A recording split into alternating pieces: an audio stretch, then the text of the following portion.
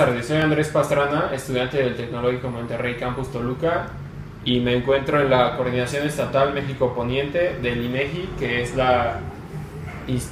el Instituto Nacional de Estadística y Geografía.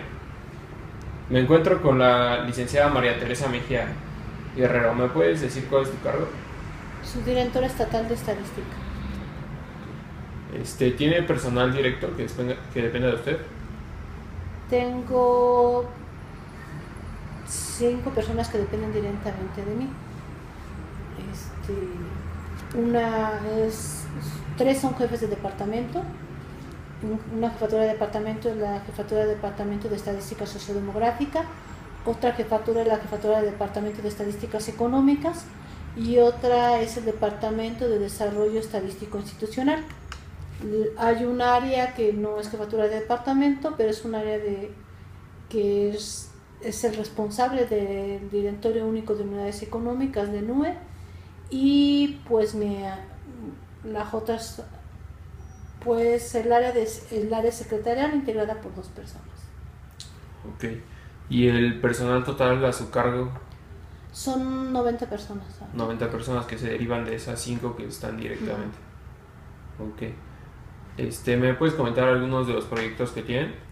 En el área de desarrollo de estadísticas sociodemográficas, los proyectos que realizamos son encuestas y registros administrativos. Entre las encuestas más importantes es la encuesta nacional en los hogares y la encuesta nacional de empleo urbano, la encuesta nacional de salud y envejecimiento, el módulo de condiciones socioeconómicas, y entre los registros más importantes que se hacen en esa área son registros administrativos sociales, y principalmente se genera la estadística sobre clínicas, sobre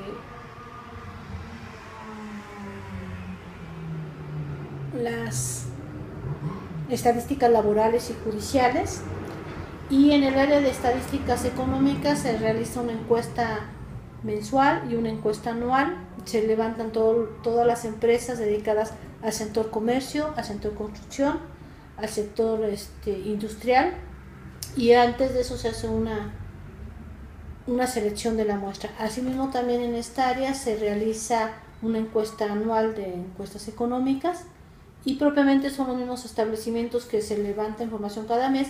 Además se levanta una encuesta anual. En el área de estadísticas económicas también tenemos registros administrativos. En los registros administrativos de esta área captamos información sobre ascendentes de tránsito, sacrificio de ganado, serían los más representativos. Y en el caso del área de Departamento de Desarrollo Estadístico, aquí integramos registros administrativos y generamos el anuario estadístico. Las instituciones, unidades de Estado que intervienen en la generación del anuario estadístico pues son la Secretaría de Salud, la Secretaría de Educación, la Comisión Nacional de Derechos Humanos. Todas estas áreas nos dan información, nosotros la analizamos, la procesamos y generamos un anuario estadístico, el cual sale cada año. En el área de NUE, Directorio Único de Unidades Económicas, una vez que el instituto fue un instituto autónomo, se generó, dentro de las atribuciones que se le dieron al instituto, es generar un directorio. Entonces, este directorio se actualiza cada año, y en la página de internet tenemos todos los establecimientos georreferenciados. Si tú le pichas al directorio, te va a dar la razón social del establecimiento, su ubicación geográfica y un rango de donde está la población. En esta área actualizamos el directorio cada año. Además de estas 3 áreas, hay proyectos que no son, estas áreas hacen proyectos permanentes. Tenemos proyectos que no son permanentes, pero que sí son periódicos, como el censo de población. El censo de población se lleva a cabo cada 10 años. ¿Sería el proyecto más importante? Sería de los más grandes en términos de recursos, y se hace en los años terminados en 0. Para este tipo de proyectos tenemos estructuras hasta de 5.000, 6.000 personas, mismas que se contratan en cada uno de los municipios para realizar el censo del municipio. Además tenemos los censos económicos y los censos agropecuarios. Los censos económicos se hacen cada 5 años en los años terminados en 4 y en 9. Y la información de los censos económicos se referencia con un año anterior, es decir, ahorita acabamos de concluir el censo económico de 2014, pero la información que se cantó fue de 2013. Y los censos agropecuarios, estos censos agropecuarios se hacen cada 10 años en los años terminados en 1. Sin embargo, por falta de recursos, pues el último censo que se realizó fue en el 2007 y no hemos vuelto a hacer censos agropecuarios, pero sí encuestas agropecuarias. La última que se realizó fue en el 2014. En suma, de todas las áreas, tenemos de alrededor de 34 proyectos que aumentan o disminuyen de acuerdo a los requerimientos de usuarios. Por ejemplo, ahorita estamos llevando una encuesta que se llama Trabajo Infantil. Es una encuesta nueva y dependiendo del usuario, nosotros hacemos proyectos adicionales. Generalmente se hacen convenios con instituciones que son las que pagan dichos proyectos. Okay. ¿Y el INEGI en general cómo divide estos proyectos? El INEGI trabaja en cada una de las 32 entidades del país. Hay un coordinador estatal y asimismo hay 10 direcciones regionales que coordinan a estos coordinadores estatales. Para el caso de nosotros pertenecemos a la Dirección Regional Centro-Sur, que a su vez tiene el Estado de México, el Estado de Morelos y el Estado de Guerrero. Entonces, ellos asignan estos proyectos a cada entidad y en cada entidad nos coordinamos, nos organizamos para coordinar dicha información. Okay. ¿Cómo se da el seguimiento de las actividades que se realizan? El seguimiento de las actividades que realizamos, pues depende propiamente del proyecto. Hay proyectos que se reportan cada semana, hay proyectos que se levantan información y de manera inmediata se va a oficinas centrales, hay proyectos que se reportan de manera bimestral y otros de manera semestral. En el caso del proyecto semestral es la estadística de cero. En el caso del proyecto bimestrales estamos hablando del anuario estadístico que se reporta avances cada 2 meses, aunque el anuario se da a la luz pública a partir del mes de agosto. ¿Cómo se estimula al trabajador? Al trabajador lo estimulamos de diferentes maneras. Por un lado lo estamos capacitando de manera permanente y las capacitaciones van en 2 vertientes. Primero damos una capacitación con respecto a relaciones humanas, liderazgo, trabajo en equipo, comunicación interpersonal y así mismo también lo capacitamos de manera permanente con respecto a sus funciones. Si bien para levantar una encuesta ya hay un instrumento de cantación ya sistematizado, cada año lo volvemos a capacitar para reforzar sobre temas diversos. Okay. Ahora vamos a un día normal en tu trabajo. ¿Cuáles son las actividades que realizas? Pues en un día normal de mi trabajo reviso mis correos, dependiendo, nosotros tenemos 34 proyectos, pero eso implica ante oficinas centrales tener diferentes responsables, porque hay un responsable de cada proyecto. Entonces diario recibimos correos de las áreas, unos para pedirnos informes, otros para avance, otros nos dan precisiones sobre algún proyecto que estemos realizando. Entonces yo diario reviso mis correos y de acuerdo al proyecto lo canalizo en cada una de las áreas que dependen de mí. A veces nada más son correos para notificar, para precisar algún procedimiento. En otros correos nos piden alguna información.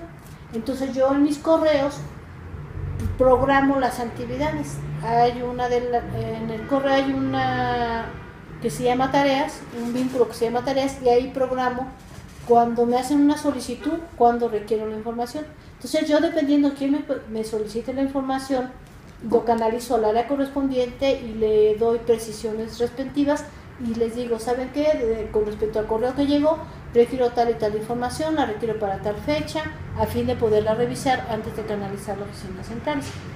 Entonces reviso en las mañanas mis correos. Aproximadamente, ¿cuántos correos recibe y cuántos envía al día? En un día común recibo 60 correos. ¿Y cuántos correos se envía aproximadamente al día? Pues un promedio de 80, entre aquellos que mando que reenvío por una solicitud, que reenvío para conocimiento y que son nuevos por algunas actividades que tengamos que hacer adicionales. ¿Puedes seguir comentando de las actividades que realiza la empresa en un día común? También tenemos en un día común, pudiéramos, como ves, tengo un calendario tanto en la máquina como un calendario impreso, y en un día común checo cuál es mi programa de trabajo de ese día. Hay días que tengo una reunión de trabajo, hay días que tengo que dar una capacitación y hay días que tengo una reunión con fuentes externas. Entonces, en un día común, de acuerdo a la actividad que tenga, si es reuniones con mi personal, yo de manera previa yo ya les mandé una orden del día y ya les dije qué temas vamos a tratar. Le mando a hablar a mi asistente, viene el personal que está citado a reunión, desahogamos cada uno de los temas y hacemos una minuta con acuerdos, misma que toma mi asistente. Cuando es un día en el que tengo que ir a una reunión de trabajo, reviso en las mañanas los correos o le dejo instrucciones a mi secretaria que cualquier cosa pues me estemos notificando o reenvíe los correos a las áreas que competen y asisto a reuniones de trabajo. En estas también se llevan a cabo pues algunos acuerdos. Muchas veces son acuerdos de que hay que darle seguimiento o actividades nuevas. Estos son reuniones interinstitucionales. En algún otro día, por ejemplo, si tú ves, tengo videoconferencia. La videoconferencia nos tenemos que trasladar a la división regional porque nosotros no tenemos pues el equipo para asistir a la videoconferencia. Entonces en la reunión, en las oficinas regionales, ahí tomamos las reuniones de videoconferencia. ¿Qué porcentaje de estas actividades realiza a través de conversaciones con otros? Pues un 80%. 80%. O sea, sí se basa mucho en la comunicación. Sí. Cuando se comunica con alguien en la empresa, ¿toma en cuenta cómo lo dice? Lo tomo en cuenta cómo lo digo y cómo lo escribo, porque mucha comunicación es vía correo. Trato de redactar de manera clara y pues muy específica qué es lo que se requiere, qué es lo que se necesita y en qué tiempo. Utilizo mucho el qué, cómo, cuándo y para qué. Y con eso me baso para cuando mando comunicación escrita. Comunicación verbal, muchas veces cuando en estas comunicaciones, en estos correos, les hablo por teléfono, les digo, te acabo de mandar un correo, requerimos esto, si tienes alguna duda por favor coméntame. Y pues la comunicación, pues generalmente es directa, ¿no?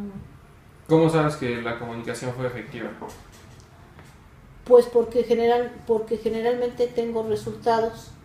Cuando es vía escrita y cuando requería alguna información, pues me la envían en tiempo y forma. Entonces me doy cuenta ¿Sería que mediante resultados? Mediante resultados. Ok. ¿Me puede dar un ejemplo personal de comunicación efectiva? Pues cuando doy alguna instrucción, muchas veces las instrucciones tú pones el qué, el cómo, cuándo y para qué. Y una comunicación efectiva debe de tener mínimo alguno de estos elementos. Si tú tienes algún requerimiento, tienes que decirle qué es lo que quieres, para cuándo lo quieres y qué elementos debe de tener lo que estás solicitando. Entonces una comunicación efectiva debe tomar muy en cuenta al cliente y al proveedor.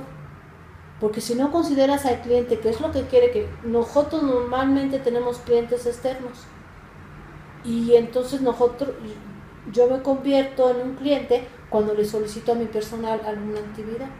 Entonces, ¿de qué manera podemos ver que es una comunicación efectiva? Pues en base a resultados y a que cumpla pues estos requerimientos de ser muy específicos en lo que se está solicitando. Una comunicación no efectiva es cuando no efectiva. Un día les pedí un reporte y este reporte me urgía y les dije me urge el reporte, pero se me olvidó poner el horario porque yo tenía que dar respuesta a esa información. Entonces cuando me empezaron a hablar y a presionar que ya querían la respuesta, yo les hablé y me dijeron que se fueron a comer. Entonces yo dije, pero es que la información la requería para antes de la hora de la comida. Y como yo no fui precisa en qué horario la quería, pues sí generó un problema. O sea, por eso yo te decía que en un correo o que en una comunicación tú tienes que poner qué es lo que quieres, para cuándo y en qué horario. Y cuando uno no maneja el total de lo que tú requieres, el total de tus requerimientos, pues el personal dijo, no, pues sí, así se requiere esta información. Me voy a comer y al rato la preparo. Pero como yo nunca les comenté para qué horario la requería, por qué era necesaria para poderla reenviar, pues empecé a tener presión sobre, pues la información era necesaria. Entonces eso implicó tenerles que hablar, regresarles de su hora de comida y pues trabajar a marchas forzadas, ¿no? Ok. ¿Por qué es tan importante la comunicación efectiva en las actividades que realiza? Pues porque la información tiene que tener oportunidad y si la comunicación no es efectiva, no damos información de manera oportuna, ni con la calidad que requerimos. Muchas veces se pide una información y no se les dice, ¿sabes qué? Ya la necesito para este momento. Y entonces se empiezan a hacer cuadros muy elaborados y yo nada más quería un dato. Entonces cuando sí se ve, a veces es importante la presentación, pero si lo único que me urgiera el dato, ¿de qué me sirve la presentación si yo no cumplí en tiempo y forma? No di la respuesta que se requería.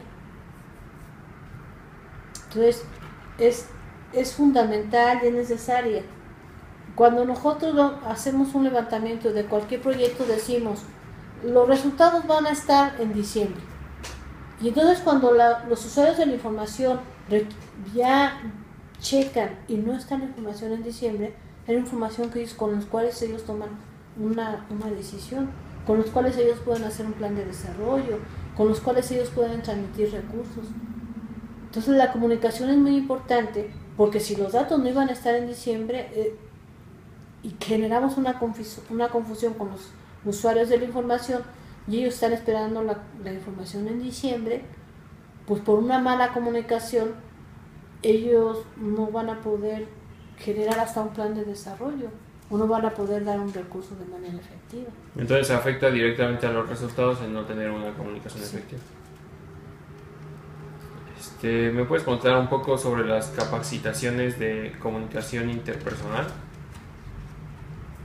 Pues entre los cursos más importantes de capacitaciones de comunicación interpersonal está liderazgo, hemos dado cursos de trabajo en equipo, y los cursos de trabajo en equipo pues se les da a entender la importancia que es trabajar de manera coordinada,